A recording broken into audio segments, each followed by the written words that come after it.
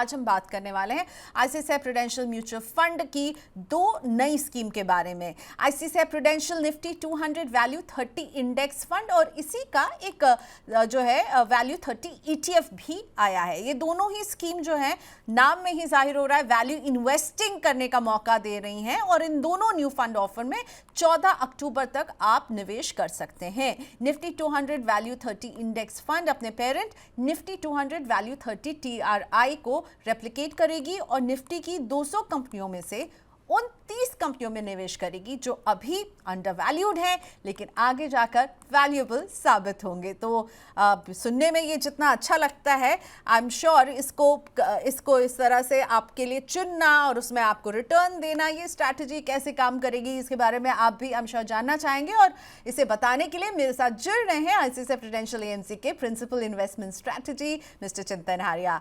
Thank you so much चिंतन sir, बहुत दिनों के बाद हमारी मुलाकात हो रही है ऑन एयर। तो शुक्रिया, आपने वक्त निकाला अपनी इस स्कीम के बारे में बात करने के लिए। और आपकी इस स्कीम में जो सबसे इंटरेस्टिंग प्रोपोजिशन है वो है वैल्यू इन्वेस्टमेंट की, वैल्यू इन्वेस्टिंग स्ट्रैटेजी की, जो कि मुझे लगता है आप लोगों का तो कोर है। तो ज़रा सा बताइए, जो इन्वेस्टर्स अभी आपको सुन रहे होंगे, ये काम कैसे करती है। मैंने तो एक छोटा सा बता दिया, अंडर वैल्यूड को पिक करेंगे और वो आगे जा करके वो वैल्यूएबल बनेंगी, मैंने तो एक लाइन में समझा दिया, पर आप ज़रा इसे समझाइए, ये जो स्ट्रैटेजी है वैल्यू इन्वेस्टिंग स्ट्रैटेजी, इसके बारे में। शुक्रिया प्रियंका। और हाँ, काफी टाइम हो गया है, काफी समय हो गया आपसे बात किए हुए। ये जो दो फंड ला रहे हैं हम वैल्यू फिलॉसफी पे, और वैल्यू जितना कि हम जानते हैं सबसे अच्छी फिलॉसफी है लॉन्ग टर्म इन्वेस्टमेंट के लिए। और वैल्यू कैटेगरी या वैल्यू फिलॉसफी एक बहुत ही सिंपल फिलॉसफी की है कि जो चीज सस्ती है वो अच्छी है, उसे आप चुनिए। तो ये जो दोनों फंड है, बेसिकली फंड की जो बैक एंड इंडेक्स है वो एक ही है, सिर्फ जो प्लेटफॉर्म्स है वो दो अलग अलग है। एक है इंडेक्स फंड और एक है ईटीएफ। सो अगर हम फंड की बात करें, जो निफ्टी 200 वैल्यू 30 इंडेक्स है, उसमें जो स्टॉक्स का सिलेक्शन होता है वो काफी सिंपल तरीके से होता है। 30 स्टॉक्स चुने जाते हैं। जो 200 स्टॉक्स भारत के जो सबसे बड़े हैं उसमें से 30 स्टॉक्स चुने जाते हैं, जिनमें price to earnings, price to book, price to sales और डिविडेंड यील्ड, ये जो चार मापदंड है इसे कहते हैं स्मार्ट बीटा या फिर फैक्टर बेस्ड इंडाइसेस।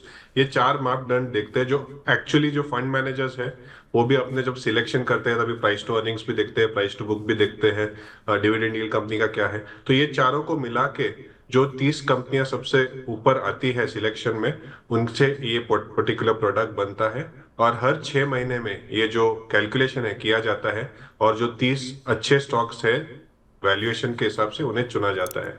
तो काफी सिंपल तरीका है वैल्यू का। और वैल्यू जैसे कि हम जानते हैं कि लंबी अवधि में किसी को निवेश करना है तो वैल्यू एक सबसे बढ़िया तरीका होता है लॉन्ग टर्म वेल्थ क्रिएशन के लिए। और जो सबसे बड़े विदेशी निवेशक है, उनका भी मानना है वैल्यू इन्वेस्टिंग अच्छा है। और आपने जैसे कि कहा कि आईसीआईसीआई प्रू एसेट एलोकेशन के साथ साथ वैल्यू स्ट्रेटेजी में भी बहुत बिलीव करता है। तो दोनों के लिए अगर हम देखें तो इन्वेस्टर्स के लिए एक बहुत अच्छा मौका है ऐसे मार्केट्स में पार्टिसिपेट करना जहां पर वैल्यूएशंस थोड़े महंगे हो गए हैं। तो आपको एक वैल्यू कैटेगरी में इन्वेस्ट करने का अच्छा मौका है। ठीक है, so you buy on low and sell on high. लेकिन आपने एक वर्ड यूज़ किया चिंतन सर, जो कि आजकल टॉक ऑफ द टाउन है, स्मार्ट बीटा स्ट्रैटेजी इसमें आपको मिलेगी, क्योंकि आप जो इंडेक्स में भी एक फैक्टर लगा रहे हैं वैल्यू का, और 30 स्टॉक्स को पिक किया जाएगा उस वैल्यू के स्कोर के हिसाब से। सो जब smart beta strategy index fund में लगा दी जाती है तो क्या वाकई में ये इंडेक्स को बीट करने की क्षमता रखती है? कम से कम आपके जो इस स्कीम के पेपर्स में मैं देख रही थी तो इसने अपने पेरेंट इंडेक्स को तो बार बार मात दिया ही है वैल्यू 30 टीआरआई ने। सो क्या आपको लगता है smart beta strategy index fund को और बेटर बनाने का काम करती हैं? अगर हम एक स्टेप पीछे लेते हैं तो जो फंड मैनेजर्स एक्टिव फंड में निवेश करते हैं उनके अलग अलग स्टाइल होती है, वैल्यू, ग्रोथ, क्वालिटी। और उसी तरीके से स्मार्ट बीटा भी एक तरीका है पैसिव फंड्स में थोड़ा सिलेक्शन मेथोडोलॉजी अलग से लाने का। अदरवाइज अमूमन अगर हम पैसिव फंड्स की बात करें तो large cap, mid cap, small cap ऐसे पैसिव फंड्स काफी कॉमन थे। अगर हम स्मार्ट बीटा की बात करें तो अलग अलग फैक्टर्स का सिलेक्शन करके आपको एक पर्टिकुलर इंडेक्स दिया जाता है। For example low volatility, quality, momentum momentum काफी एक पॉपुलर फैक्टर आज बन चुका है। तो ये जो फैक्टर्स है उसके साथ साथ वैल्यू भी एक फैक्टर है। तो जो आपने कहा कि जो उनकी बेस इंडेक्स है क्या उसको बीट करता है, हाँ जनरली अगर हम देखें तो बेस इंडेक्स को बीट करता है, पर उस पर्टिकुलर फैक्टर का अगर हम 2 3 4 साल का अगर व्यू ले तो वो फैक्टर अगर अच्छा करेगा तो आपका स्मार्ट बीटा फैक्टर भी अच्छा करता है। वैल्यू एज अ स्ट्रेटेजी की अगर हम बात करें जो कि ये फंड है, अगर लंबी अवधि में देखें तो value as a strategy generally outperform करती है मार्केट को, क्योंकि वैल्यू स्टॉक्स अच्छे करते हैं, फिर कुछ मार्केट में स्टॉक्स महंगे हो जाते हैं, वो वैल्यू में नहीं रहते, इसलिए जब मार्केट एक बड़ी तेजी में आता है तभी वैल्यू स्टॉक्स जनरली शायद परफॉर्म ना भी करे या कुछ अंडर परफॉर्मेंस हो। पर वापस जब मार्केट में रैशनैलिटी आती है, मार्केट में जो महंगे स्टॉक्स है वो थोड़े सस्ते हो जाते हैं या फिर उनमें थोड़ी रैशनैलिटी आ जाती है, तो वैल्यू का वापस एक आउट परफॉर्मेंस आ जाता है। तो अगर 10 साल 15 साल 20 साल देखें या फिर 5 साल से ज्यादा की अवधि देखें तो आपको वैल्यू एज अ स्टाइल लंबी अवधि के लिए अच्छा है। There are times where value as a strategy underperform भी करे, इसलिए निवेशकों को अंडर परफॉर्मेंस के बाद कोई भी स्मार्ट बीटा फैक्टर अगर खरीदना है तो बहुत ही और भी अच्छा है। पर अगर आपका एसेट एलोकेशन इक्विटी अलाउ करता है और आपकी जो इन्वेस्टमेंट की अवधि है वो 5 साल से ज्यादा है तो आपके लिए आपको चिंता करने की जरूरत नहीं। आप जरूर एसआईपी के माध्यम से इंडेक्स फंड में निवेश करें या फिर थोड़े थोड़े देर में ईटीएफ के माध्यम से आप भी निवेश कर सकते हो। आपको जो सहूलियत हो आप उस हिसाब से निवेश करें और आपका लंबी अवधि में वेल्थ क्रिएशन होगा भारत के स्टॉक्स के साथ, क्योंकि ये टॉप 200 स्टॉक्स है तो इसमें जो स्टॉक्स है वो काफी बड़े स्टॉक्स है और उनमें से जो वैल्यूएशन वाइज सस्ते हैं वो आपको इसमें दिए जा रहे हैं।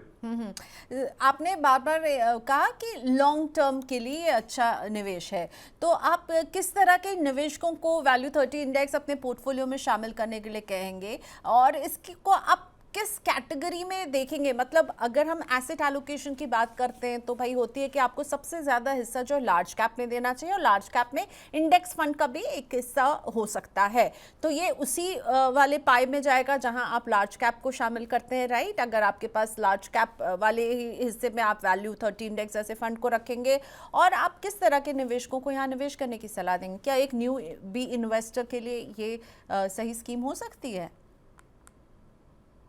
एलोकेशन की बात करें या फिर कितना प्रतिशत हिस्सा आपके फंड का हो सकता है, आपके निवेश का हो सकता है, तो एक पहले देखते हैं कि आपके पास इक्विटी कितना होना चाहिए। तो जो आपका इक्विटी में निवेश है आप पहले वो निर्धारित कीजिए, आपका एसेट एलोकेशन निर्धारित कीजिए।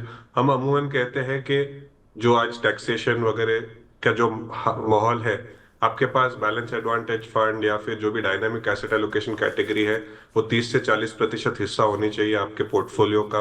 उसी के साथ साथ जो आपने कहा large cap, flexi cap, multi cap जैसी कैटेगरी 20 से 25% होनी चाहिए। फिर कुछ इंटरनेशनल इन्वेस्टिंग भी होना चाहिए 10 से 15%, 10 से 15% गोल्ड और सिल्वर भी होना चाहिए। और जो 20% हिस्सा जो नॉर्मली 20 से 25% हिस्सा पैसिव यानी कि ईटीएफ्स इंडेक्स फंड्स में निवेश करते हो, उसका 10% हिस्सा अगर वैल्यू में हो तो कोई हर्जा नहीं है। 10% से 15% आप वैल्यू में निवेश कर सकते हो। तो ओवरऑल इन्वेस्टमेंट का अगर आप देखें तो 10 से 15% हिस्सा आप वैल्यू में निवेश कर सकते हो।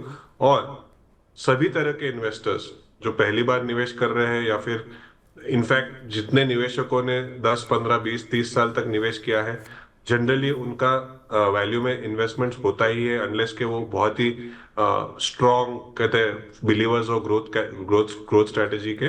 तो आपके ओवरऑल पोर्टफोलियो में आपको अगर एक संतुलन बनाए रखना है तो डेफिनेटली पहले आप शुरुआत कीजिए बैलेंस एडवांटेज फंड या डायनेमिक एसेट एलोकेशन से, और जो 20 से 25% हिस्सा आपका पैसिव फंड्स में है उसमें आप 10 से 15% हिस्सा वैल्यू कैटेगरी में निवेश कर सकते हो। आप पहली बार निवेश कर रहे हो या फिर आपके पास ऑलरेडी पोर्टफोलियो है, आपको डाइवर्सिफिकेशन के लिए या फिर एक ऐसा complementing strategy to your existing, आपके पास जो एग्जिस्टिंग है उसी के साथ साथ भी जोड़ना है, उसके लिए भी सही रहेगा। पर 10 से 15% आपके पास वैल्यू एज अ स्टाइल होना चाहिए आपके पोर्टफोलियो को एक मजबूती देने के लिए।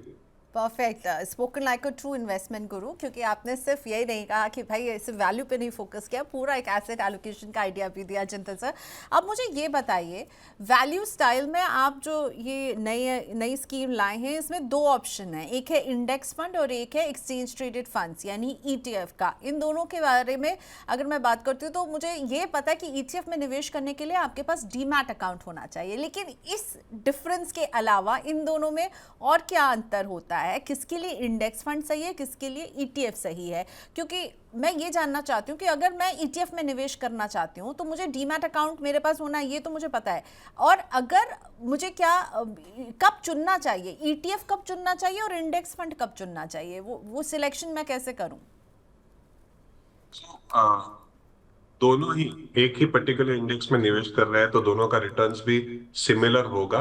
तो इन्वेस्टर को ये चूज करने के लिए कि इंडेक्स फंड में निवेश करना है या ईटीएफ में, उनको सिर्फ ये चीज ध्यान में रखना है कि अगर आपको इंट्राडे इंट्राडे मार्केट मूवमेंट्स का अगर फायदा उठाना है कि मार्केट बहुत गिर गया है, 12 बजे दोपहर को 3% गिर गया है, मुझे उसका फायदा उठाना है, निवेश करना है, तो ईटीएफ ऑफ कोर्स आपको एक फ्लेक्सिबिलिटी देता है क्योंकि रियल टाइम बेसिस पे एक्सचेंज पे ट्रेड होता है। दूसरा, अगर आपके पास कोई एडवाइजर है या फिर आपको कोई म्यूचुअल फंड डिस्ट्रीब्यूटर आपको एडवाइस कर रहा है तो अमूमन आपको इंडेक्स फंड में लाया जाएगा क्योंकि वो एक आसान तरीका रहता है उनको भी आपका पूरा पोर्टफोलियो एग्जीक्यूशन के लिए। सो काफी सारे लोगों को जिनको पास डीमैट अकाउंट नहीं होते और डीमैट अकाउंट होते भी है तो भी एग्जीक्यूशन करने के लिए अगर एक्सचेंज पे नहीं करना है म्यूचुअल फंड इन्वेस्टमेंट्स का तो वो इंडेक्स फंड प्रिफर करते हैं। तो आपका चॉइस है, दोनों ही इंडेक्स फंड और ईटीएफ वैसे तो सिमिलर इंडेक्स में निवेश करने वाले हैं तो आपका रिटर्न में कोई फर्क नहीं पड़ने वाला। पर हाँ, अगर आपको बहुत बारीकी से मार्केट के मूवमेंट्स को कैप्चर करना है और जब मार्केट गिरा है 12 या 1 बजे या फिर कभी सुबह को गिरता है या फिर शाम को कुछ न्यूज के कारण गिर जाता है और आपको तभी उसी वक्त फायदा उठाना है तो ईटीएफ आपके लिए एक अच्छा तरीका है निवेश के लिए। वरना आप इंडेक्स फंड में निवेश कर सकते हैं। इंडेक्स फंड में जैसे कि आप जानते हो जो डे एंड की एनएवी होती है, दिन के अंत के जो भाव होते हैं उसके हिसाब से जो एनएवी निकलती है उस पर आपका पैसा जाता है या तो रिडीम होता है। तो ये दोनों अंतर है, आपको जो कन्वीनियंस होता है। एसआईपी की बात करें, अगर आपको सिस्टमैटिक इन्वेस्टमेंट प्लान, तो सिस्टमैटिक इन्वेस्टमेंट प्लान काफी अच्छे तरीके से वन टाइम मैंडेट से आपका इंडेक्स फंड में हो जाता है। अगर आपको ईटीएफ में भी अगर सिस्टमैटिक के लिए पैसा लगाना है तो कोई कोई ब्रोकिंग प्लेटफॉर्म्स वो अलाउ करते हैं, पर सभी ब्रोकिंग प्लेटफॉर्म शायद वो अलाउ ना भी करते हो और उस समय पे क्या भाव होगा वो आपको शायद पता भी ना हो। तो इसीलिए अगर एसआईपी करना है तो इंडेक्स फंड, वरना आप ईटीएफ का चॉइस कर सकते हो अगर आपको इंट्राडे बेनिफिट लेना है मार्केट के मूवमेंट्स का। ठीक है, सो इंट्राडे बेनिफिट के लिए ईटीएफ है, डे एंड एनएवी आपको जो है एक सिप के जरिए किए जाने वाला एक इंडेक्स फंड का निवेश आपको देगा।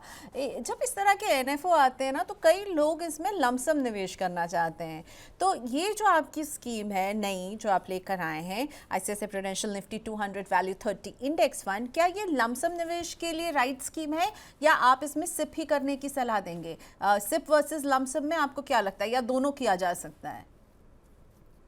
दोनों किया जा सकता है। वैल्यू एज अ स्टाइल हमेशा, अगर आपके पास 5 साल का मिनिमम अवधि है, अगर टाइम होराइजन है, प्लस हमेशा हम कहते हैं कि आपके पास अगर बाजार में गिरावट आई तो आपके पास पैसा होना चाहिए और यूनिट्स खरीदने के लिए, तो ये दोनों चीजों का आपको ध्यान में रखना है। आप लमसम भी कर सकते हो इसमें। बाजार का रुख अगर आज हम देखें तो वैल्यू एज अ स्टाइल भी काफी चल चुका है 4 साल में, पर अगर हम ये इंडेक्स की बात करें तो इंडेक्स का वैल्यूएशन 12 या 13 टाइम पे है कंपेयर टू मार्केट 24 टाइम पे। तो मार्केट के मुकाबले जरूर ये इंडेक्स सस्ता है, पर क्योंकि वैल्यू एज अ कैटेगरी और वैल्यू एज अ स्टाइल पिछले 3-4 साल में चल चुका है जैसे कि आप दिखा भी रहे थे, तो हम इन्वेस्टर्स को ये रिकमेंड करेंगे कि आप आपका portfolio over a period of बनाए। आपको अगर वैल्यू में 15% डालना है तो आज 5% लमसम डाले और फिर एसआईपी करे, या तो 10% डाले और फिर लमसम करे, और आपका ओवरऑल इक्विटी एलोकेशन आप जरूर ध्यान में रखें। तो एक चीज है कि आप एक साथ पूरा अगर निवेश कर दोगे और आपके पास मार्केट नीचे आने पर अगर एवरेजिंग का मौका नहीं रहेगा तो आपका जो रिटर्न एक्सपेक्टेशन है वो शायद मीट भी ना हो। तो हम काफी कॉन्फिडेंट है ये स्टाइल पे, पर आपका जो ओवरऑल इन्वेस्टमेंट एलोकेशन है उसको आप ध्यान में जरूर रखें। और लमसम और सिप सिप तो आप हमेशा से ही कर सकते हो, लंबी अवधि के लिए कोई प्रॉब्लम नहीं है। पर लमसम में अगर आप आज पैसा लगा रहे हो तो जरूर आपको, अगर मार्केट में कोई भी कारणों से गिरावट आती है, अमेरिकी बाजार अगर खराब होता है, भारत में ओवर वैल्यूएशन, ओवर ऑप्टिमिज्म थोड़ा बढ़ रहा है, तो उसके कारण अगर कोई इंटरिम टेम्पररी गिरावट आती है तभी आप और खरीदे, ताकि इवेंचुअली अगर 5 साल 10 साल में हमारी जो अर्थव्यवस्था $4 ट्रिलियन से $10 ट्रिलियन की तरफ बढ़ने वाली है, तो उसका पूरा आपको फायदा मिले। वरना काफी टाइम हम ये देखते हैं कि मार्केट जब ऊपर होता है तब निवेशक आसानी से पैसा उसमें लगाते हैं, और फिर मार्केट नीचे आता है तो उनको डर लगता है, घबराहट हो जाती है और पैसा निकाल लेते हैं।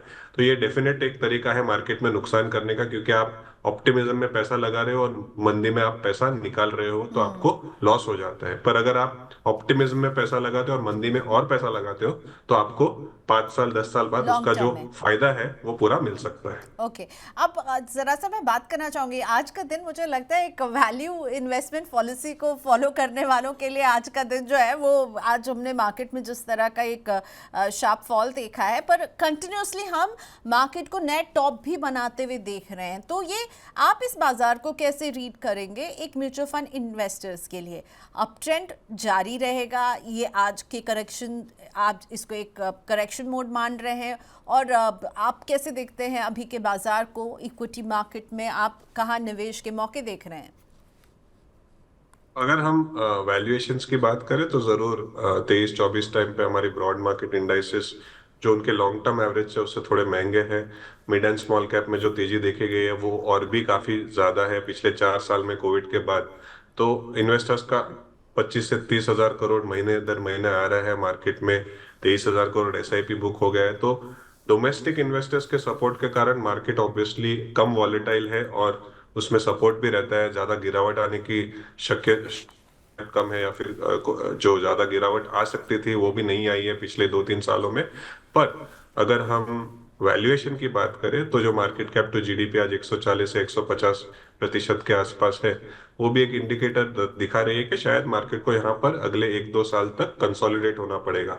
तो मैं ऐसा नहीं कहूंगा कि कोई भारत में मंदी आएगी या फिर बहुत जोरों से मार्केट नीचे आ सकता है, पर जो पिछले 3-4 सालों में हमने तेजी देखी गई है, तो नए निवेशकों को खासतौर कर इस बात की ध्यान रखनी चाहिए कि आप, बहुत आसान है इंडिविजुअल शेयर में निवेश करना, आप डायरेक्ट इन्वेस्टिंग से बचिए।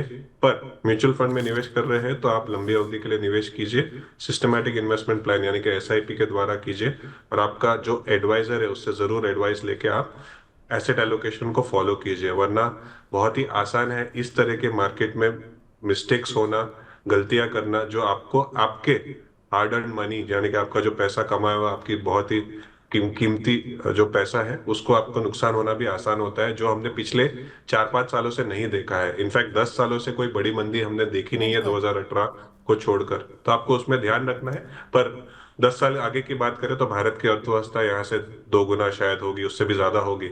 तो पैसा तो कमाना है, पर अभी जो हम मार्केट का स्तर देखें तो आपको थोड़ा सोच समझकर स्लोली उसमें निवेश करना है। अभी कई ऐसे इन्वेस्टर्स हैं जिन्होंने कभी मंदी या इतनी बड़ी गिरावट ही नहीं देखी है, एक जो कंसोलिडेशन का फेज होता है बाजार का, वो देखा नहीं। कई इन्वेस्टर्स ने ऐसे फेज में एंटर किया है कि उनके लिए सब कुछ अच्छा ही रहा है। सो उसके लिए भी तैयार रहना होगा। आपने महंगे वैल्यूएशन की बात की, और हम देख रहे हैं कि कई एएमसीज की एक रिपोर्ट मॉर्निंग स्टार की आई थी जिसमें बताया गया कि जो कैश होल्डिंग है वो म्यूचुअल फंड कंपनियों की 5 ईयर हाई पर है, यानी कॉशियस स्टैंड यहाँ पर है, ज्यादा कैश रिजर्व रख रहे हैं। आईसीआईसीआई प्रू के भी वैल्यू डिस्कवरी फंड की मैं कैश होल्डिंग देख रही थी जो double digit 14%, one of the highest पहुंच रही है। और भी आपकी स्कीम्स में हम देख रहे हैं कैश होल्डिंग बड़ी है, डबल डिजिट पर आ गई है। सो क्या कंसर्न्स हैं, आप इसे कैसे एड्रेस करना चाहेंगे, कैश होल्डिंग बढ़ाने के पीछे महंगे वैल्यूएशंस?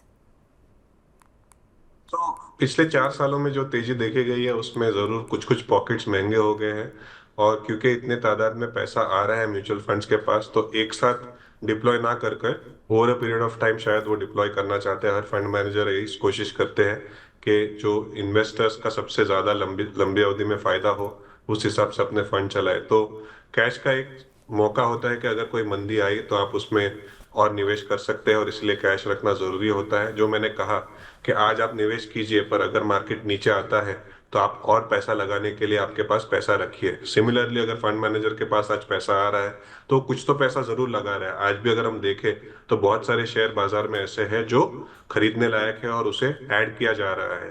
पर अगर थोड़ा पैसा साइड में रखा है क्योंकि मार्केट का माहौल ऐसा है, तो अगर मार्केट में मंदी आती है तभी हम और उसमें खरीदी कर सकते हैं। और इसीलिए अगर आप देखो तो वैल्यू डिस्कवरी जैसे कि आपने कहा उसमें थोड़ा कैश होल्डिंग है, पर जब मार्केट नीचे आएगी तो वो डिप्लॉय हो जाएगा और इन्वेस्टर्स का अगले 5 साल 10 साल में जो इन्वेस्टमेंट एक्सपीरियंस है उसे हम अच्छा करने की कोशिश करेंगे। ओके, सो मार्केट नीचे आएगी तो वैल्यू डिस्कवरी का काम ही वही है कि अंडर वैल्यूड स्टॉक को आपके लिए आइडेंटिफाई करके उसको खरीदने का। अब ये बताइए मुझे, अभी आप जिस तरह इक्विटी में हम देख रहे हैं कभी ऊपर कभी नीचे वॉलेटाइल सेशंस, तो आप अभी किसी भी निवेशक को क्या कह रहे हैं? क्या ये निवेश करने का सही समय है या फिर थोड़ा सा रुकिए फिर कीजिए? What is your advice? आपने जैसे कि कहा कि हम वैल्यू फोकस्ड फंड हाउस है और वैल्यू फोकस्ड होने के साथ साथ हमारा एक पूरा बुके हमने बनाया हुआ है डायनामिक एसेट एलोकेशन यानी कि एसेट एलोकेशन स्ट्रेटजीज का। तो निवेशकों के लिए अगर आज आपको निवेश करना है तो मल्टी एसेट फंड कैटेगरी और बैलेंस एडवांटेज फंड कैटेगरी बहुत ही अच्छे कैटेगरीज है, एवरग्रीन कैटेगरीज है, जहां पर आपको इक्विटी डेट और मल्टी एसेट फंड में गोल्ड सिल्वर का भी फायदा मिल जाता है, रीट्स इनविट्स का भी। तो नए पैसा अगर आपके पास है उसे आप वैसे तो अगर आपके पास 5 साल से ज्यादा का निवेश अवधि है तो आप उसको मल्टी एसेट फंड और बैलेंस एडवांटेज फंड में निवेश कर सकते हैं आज। और उसी के साथ साथ ये जो दोनों एनएफओज आ रहे हैं वैल्यू स्टाइल पे, क्योंकि इनके अगर हम अंडरलाइंग पोर्टफोलियो देखें तो जो इंडस्ट्रीज है oil and gas, chemicals, banking, power, ये हार्ड एसेट्स वाली इंडस्ट्रीज है जिनके पास एसेट्स है, बिजनेसेस में टेंजिबिलिटी है। तो ये टेंजिबिलिटी के कारण अगर अगले 10 सालों में चीजें महंगी होती है, मुद्रास्फीति की दर बढ़ती है, तो इन एसेट्स की भी वैल्यू बढ़ती है। तो उसी के साथ साथ जो मल्टी एसेट और बैलेंस एडवांटेज फंड के साथ साथ आप इसमें भी एसआईपी और थोड़ा बहुत लमसम निवेश करके शुरुआत कर सकते हैं और आपको लंबी अवधि में फायदा होगा। जहां पर निवेश नहीं करना चाहिए या फिर बच के रहना चाहिए वो शायद कुछ हद तक जो micro cap small cap category है वहां पर आपको बहुत ज्यादा इन्वेस्टमेंट नहीं करना चाहिए क्योंकि वहां पर रिस्क ज्यादा है। पर आज कुछ लोग उसमें ज्यादा निवेश कर रहे हैं तो इसलिए वो एक थोड़ा रिस्की एसेट क्लास हो चुका है। और उसी के साथ साथ जो थीम्स बहुत अच्छा चल चुकी है और अच्छा चलने के बाद लोगों का आज रुझान उसके तरफ जा रहा है, वहां पर भी थोड़ा आपको सोच समझना है। तो एक्सपेंसिव चीजों से बचिए, वैल्यू की तरफ आपका रुख कीजिए, ऐसी हमारी आशा है। ठीक है, so going forward you think value is the theme जिसको आपको देखना चाहिए। पर आपने अभी बात की कि आपको किससे बचना है और क्या करना है। मुझे अब आपसे बचाऊंगी क्योंकि आप प्रिंसिपल इन्वेस्टमेंट स्ट्रैटेजी हैं, तो मुझे ये बताइए निवेश के लिहाज से कौन से वो सेक्टर हैं जो आपको अट्रैक्टिव दिख रहे हैं और कौन से वो सेक्टर हैं जिनसे आप अभी दूर रहने की सलाह देंगे? अगर आप देखें तो बैंकिंग ऐसा सेक्टर है जहां पर भारत में लंबी अवधि के लिए ग्रोथ होगा और पिछले 1 साल 1.5 साल में परफॉर्मेंस भी उतना अच्छा नहीं रहा और वैल्यूएशंस भी सस्ते हैं। तो बैंकिंग और बैंकिंग के इर्द गिर्द चलने वाले जो फाइनेंशियल सर्विसेज है उसमें एक पॉजिटिव रुझान है, स्पेशली जो बड़ी बैंक्स है।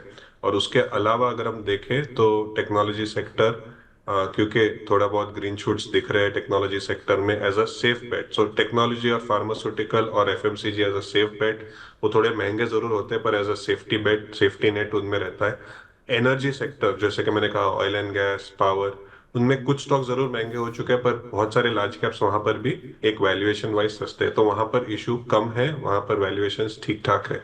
जो महंगे सेक्टर्स है मैं कहूंगा डिफेंस एक ऐसा सेगमेंट हो चुका है, micro cap, small cap, SME segment, ये सेगमेंट्स महंगे हो चुके हैं और वहां पर लोगों को रुझान, लोगों का बहुत ही उत्साह और बहुत ही इन्वेस्टमेंट्स भी जा रहा है, तो वहां पर थोड़ा बच के रहना चाहिए। सेक्टोरली अगर हम देखें तो टेलीकॉम भी भारत में सेक्टर बहुत चल चुका है, तो टेलीकॉम सेक्टर में भी थोड़ा बच के रहना चाहिए। ऑल्दो एवरग्रीन सेक्टर है लॉन्ग टर्म के लिए, पर फिर भी वैल्यूएशन वाइज वहां पर शायद सपोर्ट नहीं है। और जो कैपिटल गुड्स की कंपनियां हैं वो बहुत महंगी हो चुकी है, तो वहां पर भी थोड़ा बच के रहना चाहिए।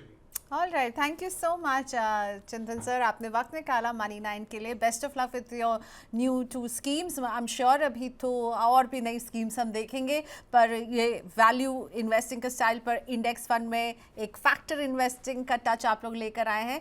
सो बेस्ट विशेस कि ये स्कीम भी वैसे ही बढ़िया करें। शुक्रिया हमसे बात करने के लिए। Thank you.